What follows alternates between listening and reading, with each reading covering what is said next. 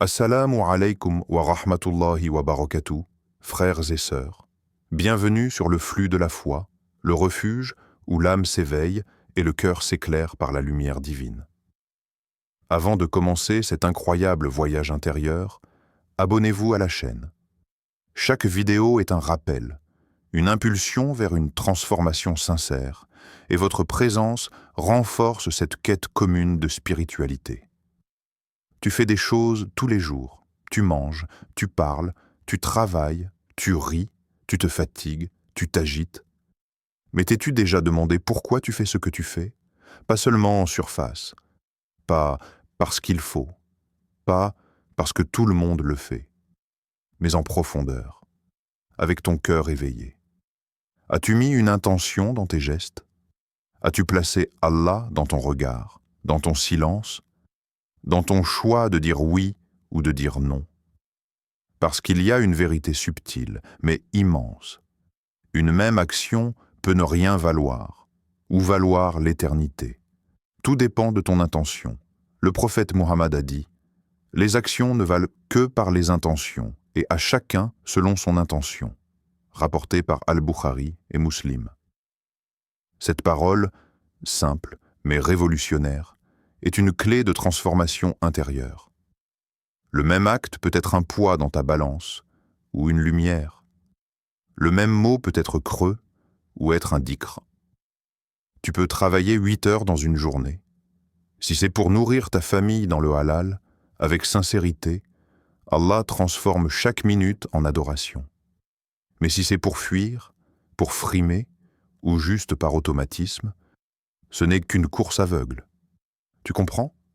Allah nous rappelle dans le Coran. Et quoi que vous fassiez comme bien, Allah le sait parfaitement. Sourate Al-Baqarah, 297. Rien ne lui échappe. Rien. Pas même une pensée pure. Pas même une intention que tu as eue, mais que tu n'as pas pu réaliser. C'est ça, la miséricorde d'Allah. Et c'est aussi le secret de ceux qui changent vraiment leur vie. Ils ne changent pas leur journée. Ils changent leur intention dans leur journée. Elle était jeune, étudiante, pleine de doutes. Avant un examen difficile, elle a fermé les yeux. Et elle a simplement dit dans son cœur « Bismillah, je fais ça pour toi, Ya Rab. » Et là, quelque chose a changé. Son stress n'a pas disparu. Mais il s'est transformé en tawakkul, en confiance, en paix. Chaque réponse n'était plus juste une case à cocher. C'était une offrande. Et elle a réussi. Pas parce qu'elle était la meilleure, mais parce qu'elle avait placé Allah au centre. Et toi, qu'as-tu fait aujourd'hui avec intention? Ta prière, ton sourire, ton écoute, ton travail? As-tu commencé ta journée avec la conscience de celui qui t'a donné cette journée? Ou l'as-tu traversée comme un automate perdu dans le rythme du monde? N'oublie jamais, ce qui fait la valeur d'un acte, ce n'est pas sa taille, c'est sa direction. Est-ce que ce que tu fais va vers Allah? Ils ne t'imposent rien, mais ils influencent tout. Ils ne contrôlent pas tes actes, mais ils glissent des pensées dans ton esprit, ton entourage, ceux que tu laisses entrer dans ta bulle, ceux à qui tu ouvres ton temps, ton cœur, tes silences. Tu ne les remarques pas toujours, mais eux, ils te modèlent. À chaque rire partagé, à chaque conseil donné, à chaque absence de rappel, à chaque normalisation du haram, ils t'éloignent ou te rapprochent. Le prophète nous a laissé un avertissement puissant. L'homme suit la religion de son ami proche. Que chacun de vous regarde donc qui il prend pour ami. Abu Daoud, Tirmidhi. Regarde bien autour de toi. Qui sont ceux que tu appelles frères, sœurs, potes, collègues? Sont-ils des lumières sur ton chemin ou des poids sur ton dos? Ont-ils dans leur langage des rappels d'Allah ou seulement des futilités? Quand tu les quittes, ton cœur est-il plus pur ou plus vide? Allah dit dans le Coran, « Ô vous qui avez cru, ne prenez pas pour alliés les Juifs et les chrétiens, ils sont alliés les uns des autres. Sourate Al-Maïda 5,51. Ce verset, souvent mal compris, n'est pas une injonction de haine. C'est un rappel spirituel. Ne prends pas pour confident, influenceur, intime ceux dont les valeurs te détournent d'Allah. Ce n'est pas une question d'ethnie ni de religion extérieure, mais d'influence profonde. Qui a le droit d'entrer dans ta tête? Qui a le droit d'affecter ton cœur? Un jeune homme raconte « J'avais un groupe, on riait beaucoup, on parlait de tout sauf d'Allah, pas de prière, pas de pudeur, mais j'étais à l'aise. Jusqu'au jour où j'ai commencé à étudier la sunna, à me réveiller pour Fajr, à écouter des rappels. Et soudain, je ne riais plus aux mêmes blagues, je ne trouvais plus de goût aux mêmes sorties, alors j'ai pris mes distances, doucement, sans haine. Et quelque chose s'est ouvert en moi. Mon cœur s'est allégé. Mes journées ont retrouvé du sens. Il y a des miracles qui ne font pas de bruit. Ils ne secouent pas le ciel. Ils ne bouleversent pas le monde. Et pourtant, ils soutiennent toute ton existence. Un souffle, une lumière du matin, le goût de l'eau après la soif, le calme d'un enfant endormi, le battement de ton cœur qui n'a jamais demandé ta permission pour continuer. Tout cela, ce sont des faveurs. Et la plupart du temps, tu ne les vois même pas. Mais Allah, lui, les voit. Il dit « Et si vous comptiez les bienfaits d'Allah, vous ne les recenseriez pas. » Sourate An-Nahl 16-18. Tu pourrais passer ta vie à écrire, à énumérer, à recenser les grâces qui remplissent ta journée.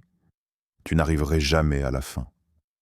Parce que les faveurs d'Allah ne sont pas toujours visibles à l'œil nu.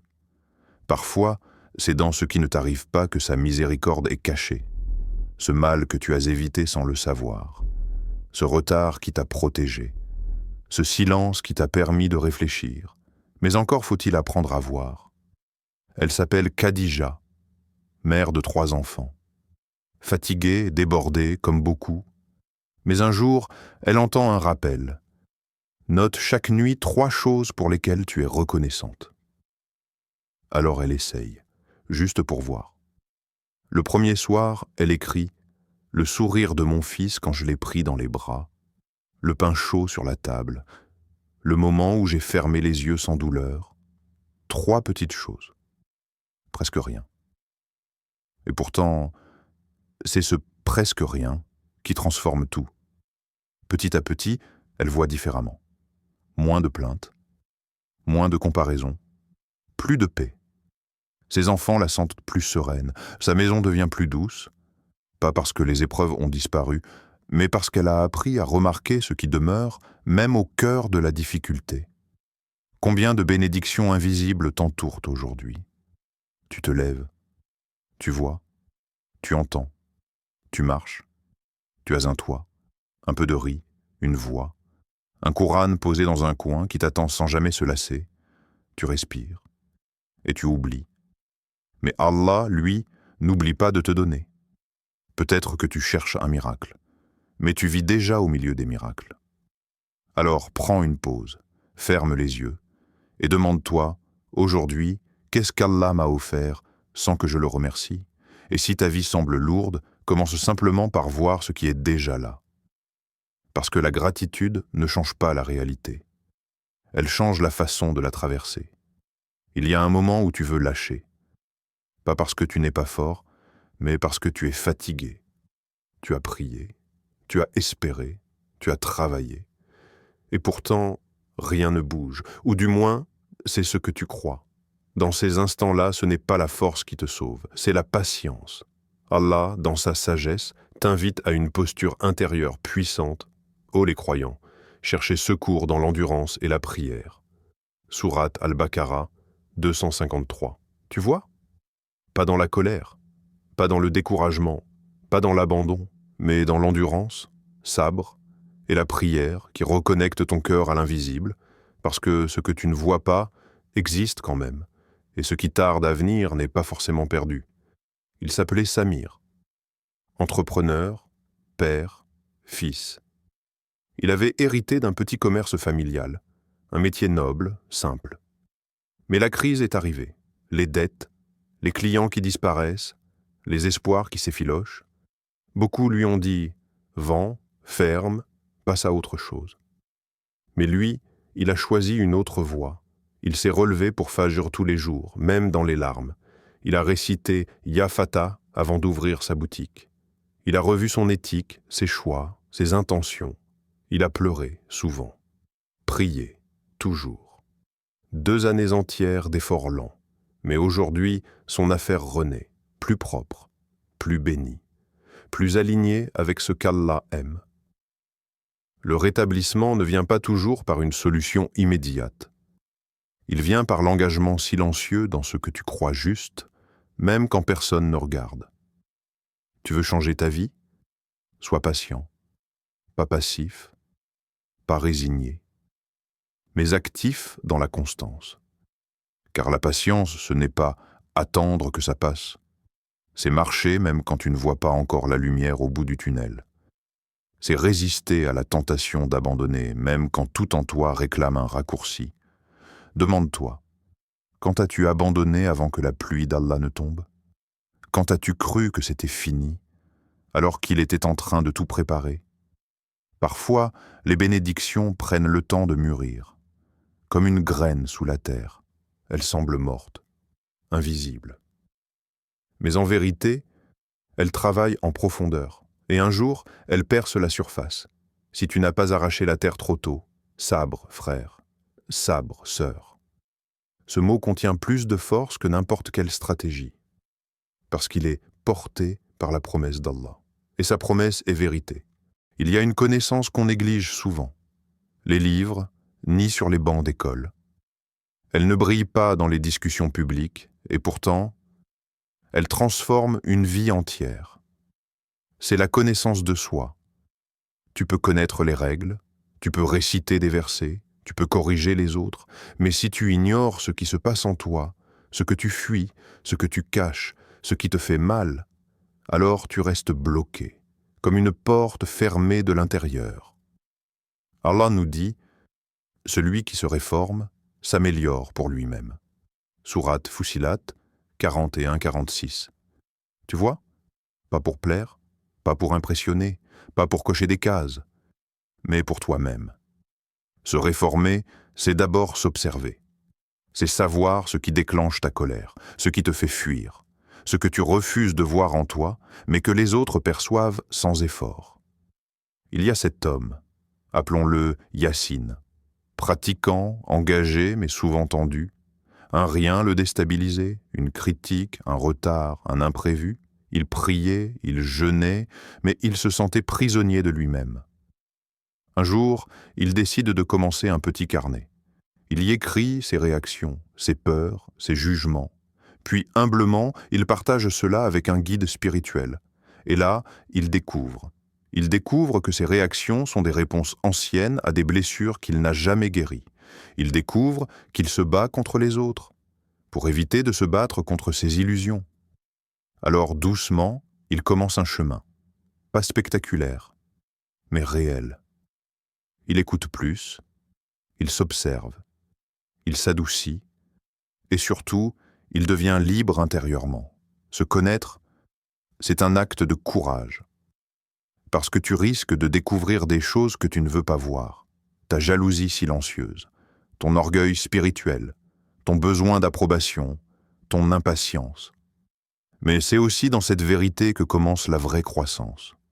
Tu ne peux pas changer ce que tu ne vois pas. Tu ne peux pas guérir ce que tu refuses de nommer, et tu ne peux pas t'élever si tu ne sais pas d'où tu pars. Alors, dis-moi, quelle partie de toi as-tu exploré récemment? Ton intention, tes peurs, ton rapport à l'échec, ou préfères-tu rester un étranger à toi-même, pendant que tu t'épuises à vouloir changer le monde? Rappelle-toi, se connaître, ce n'est pas de l'égoïsme. C'est un acte d'humilité.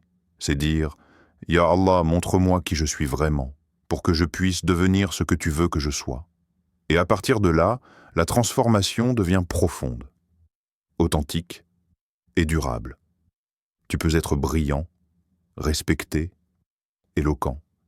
Tu peux avoir des diplômes, des followers, de l'argent, de l'influence.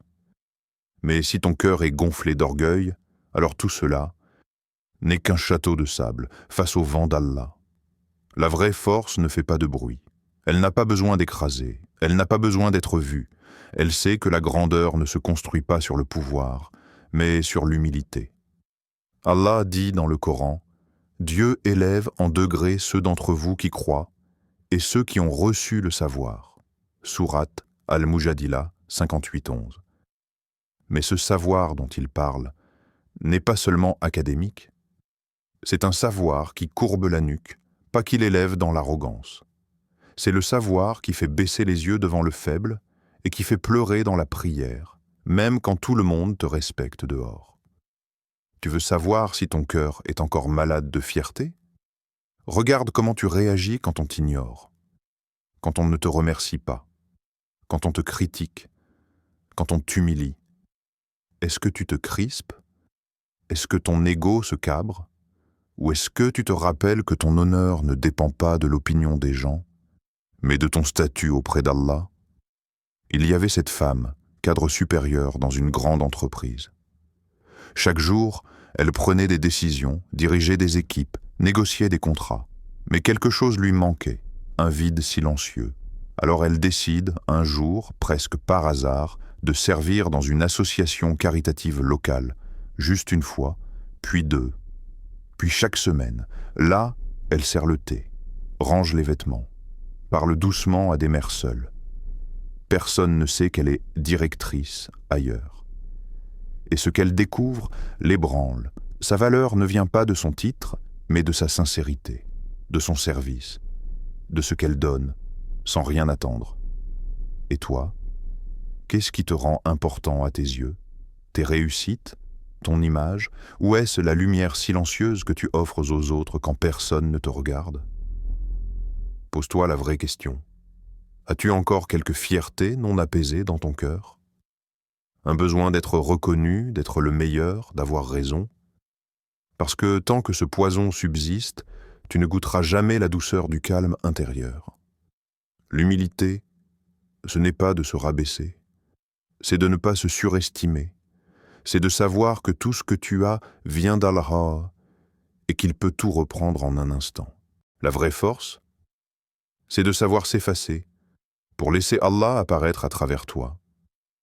Tu crois peut-être que pardonner, c'est affaiblir ta dignité, que c'est céder, oublier, laisser l'injustice passer, mais en vérité, le pardon n'efface pas la mémoire, il libère le cœur, il ouvre une fenêtre là où l'âme suffoque depuis trop longtemps. Parce que tant que tu refuses de pardonner, tu restes enchaîné, pas à l'autre, à ton propre ressentiment. C'est une prison sans mur, mais avec des barreaux invisibles, le souvenir, la colère, l'orgueil blessé, l'injustice ruminée, la rancune nourrie jour après jour. Allah, dans sa sagesse, nous montre une issue. Quiconque pardonne et réforme, sa récompense incombe à Allah. Sourate Ash-Shura 42-40. Tu entends? Ce n'est pas une petite promesse. C'est Allah lui-même qui se charge de te récompenser, pas seulement dans l'au-delà, mais ici aussi, par une paix que l'argent, la vengeance ou le silence ne peuvent pas t'apporter. Pardonner, ce n'est pas dire que l'autre avait raison. Ce n'est pas effacer l'erreur. C'est retirer le poison que tu t'injectes chaque jour en ressassant. C'est dire « Ya Allah, je te rends cette affaire, j'avance. Je ne veux plus porter cette chaîne. » Il y avait deux frères. Une dispute stupide, comme tant d'autres. Une somme d'argent mal rendue, une parole mal interprétée, puis le silence.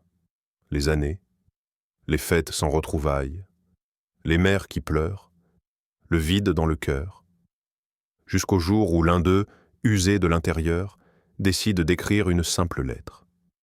Il ne demande rien. Il dit juste « Je te pardonne. Reviens si tu veux. » Et il revient. Et les larmes coulent, et le lien renaît plus fort qu'avant. Parce que le pardon a nettoyé ce que les excuses seules n'auraient pas pu réparer. Pardonner, ce n'est pas uniquement pour l'autre, c'est pour ton âme. C'est lui offrir la possibilité de recommencer, c'est retrouver la douceur du sommeil sans rancune. c'est éteindre un feu intérieur qui brûlait lentement ton cœur. Alors demande-toi, sincèrement, qui, dans ta vie, attend ton pardon? Qui es-tu encore en train de juger intérieurement, même en silence? Est-ce un parent, un ami, toi-même? Et si aujourd'hui tu décidais de poser ce fardeau? Pas parce qu'il le mérite, mais parce que toi tu mérites la paix. Quiconque pardonne et réforme, sa récompense incombe à Allah. Et Allah ne déçoit jamais ceux qui libèrent leur cœur pour revenir vers lui. Tu veux transformer ta vie? Alors, ne cherche pas le spectaculaire, ne cours pas derrière les grandes actions que tu ne pourras pas répéter. Cherche plutôt le discret, le constant, le sincère. Parce que Allah n'est pas impressionné par la quantité. Il est attiré par la constance. Celle qui montre que tu fais les choses pour lui, même quand personne ne regarde, même quand tu es fatigué, même quand tu n'as pas le temps. Le prophète a dit « L'acte le plus aimé d'Allah est celui qui est constant, même s'il est petit. » Rapporté par Muslim. Tu entends cette sagesse? C'est une miséricorde immense. Allah ne te demande pas de gravir la montagne en un jour. Il te demande de marcher vers lui, pas à pas, sans t'arrêter. C'est cette constance qui façonne le cœur. Pas dans l'effort brutal, mais dans la régularité tranquille. Comme la pluie douce qui, goutte à goutte, fait verdir une terre aride. Tu n'as pas besoin d'en faire trop. Tu as besoin de le faire chaque jour. Il y avait cet homme, simple, discret, peu bavard, mais il s'est fixé une habitude. Chaque soir, avant de dormir, il se lève pour faire 2 rakats. Rien de long, rien de bruyant. Juste lui et son Seigneur. Il ne poste rien. Il ne le dit à personne. Il le garde pour lui, comme un jardin secret. 6 mois plus tard, son entourage remarque quelque chose. Il est plus calme, plus patient, plus stable.